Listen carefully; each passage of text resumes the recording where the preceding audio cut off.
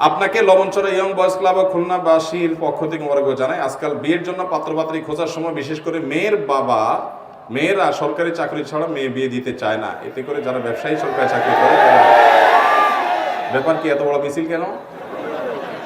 পোলাপানের মনোদুঃখ বাবারা বোঝার চেষ্টা করেন চাচাজিরা। এই প্রশ্ন বিভিন্ন জায়গায় আমার কাছে আসে। সরকারি চাকরি ছাড়া, এখানে অনেক সরকারি চাকরিজীবী আছেন, আমি কাউকে ছোট করছি না, বরং ওনাদের মধ্যে অনেক আল্লাহওয়ালা ভালো মানুষ আছেন, আমি পছন্দ করি, ভালোবাসি। কিন্তু সরকারি চাকরি, শুধু সরকারি চাকরি করে পয়সা হওয়া কোনোদিন সম্ভব? কোনোদিনই সম্ভব না।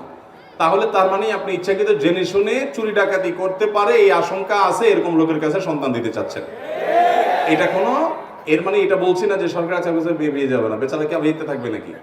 তাদের কাছে বিয়ে দেওয়া যাবে, কিন্তু সরকারি চাকরিজীবী না হলে দেব না, এ মানসিকতার লক্ষণ খারাপ।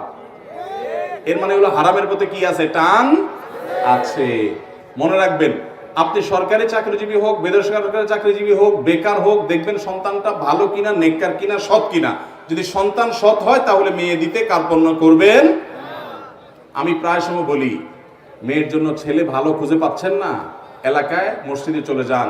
ফজরের নামাজে নিয়মিত যে যুবক প্রতিদিন হাজির হয়, দেখেন হালাল হারাম মেনটেন করে, মাহারাম মেনটেন করে, হারাম থেকে বেঁচে চলে।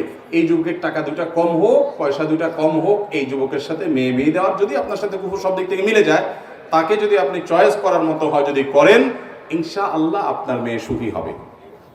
14টা বিয়ে হলে 10টা করে প্রতিদিন ভাঙে। আমি মৌলভীবাজার এক মাহফিলে গেছি, চেয়ারম্যান সাহেব এসে বলতেছে, হুজুর মাত্র কয়েকদিন হয়েছে আমি চেয়ারম্যান হয়েছি, এর মধ্যে 25টা বিয়ে ভাঙার বিচার আমার কাছে আসছে। তারপরে আবার একদিন নরসিংদী এক মাহফিলে গেছি, চেয়ারম্যান আমার পাশে বসা ছিল, আমি বিষয়ের কথা বলতেছি, চেয়ারম্যান বললো, হুজুর আমি চেয়ারম্যান হওয়ার পরে বিসমিল্লাহ করছি তালাকের বিচার দিয়া। এইভাবে আমাদের দেশের সংসারগুলো ভেঙে খান হয়ে যাচ্ছে। এর অন্যতম কারণ হলো ওই যে ছেলের বাবারা সব খোঁজে হলো আটার বস্তা, ময়দার বস্তা, আর মেয়ের বাবারা সব খোঁজে হলো টাকার বস্তা। মেয়ের বাবারা খোঁজে কি, আর ছেলের বাবারা খোঁজে কি? ময়দার বস্তা। বুঝেন নাই? ওই যে কি মাখে, মেকআপ।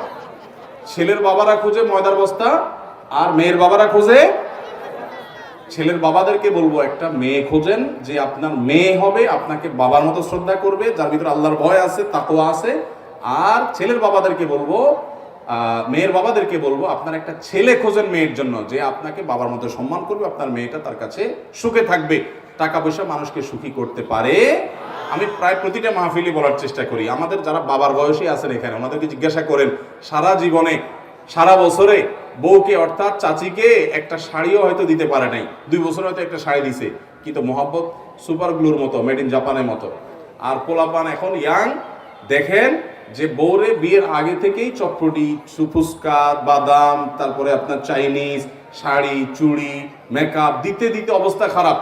আর মোহাব্বত মেসেজে, ইনবক্সে, ফেসবুকে, হোয়াটসঅ্যাপে, টেলিফোনে, দিনে রাতে, এখানে সেখানে দিতে দিতে শেষ। মগর দেখা যায় বিয়ে হইতে দেরি, ঠুস করে ভাঙতে চায়না মালও আরো বেশি লাস্টিং করে।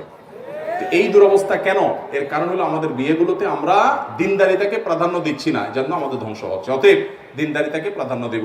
যে সমস্ত বাবা মারা সন্তানদের জন্য এরকম সরকারি চাকরিজীবী হইতে হবে, পয়সা আলা হবে চিন্তা করেন, শর্ত দেন, এগুলো সন্তানদের দুঃখী হওয়ার বা সুখী না হওয়ার অন্যতম কারণ।